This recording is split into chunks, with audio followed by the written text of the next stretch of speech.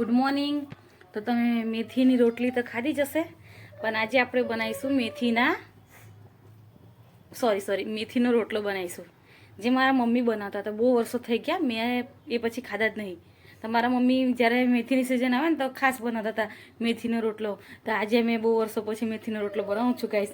તો તમને મેં બતાવું, તમે જોજો અને તમે બી ટ્રાય કરી દો. છે મકાઈનો લોટ અને આ છે મેથીની ભાજી, મરચું,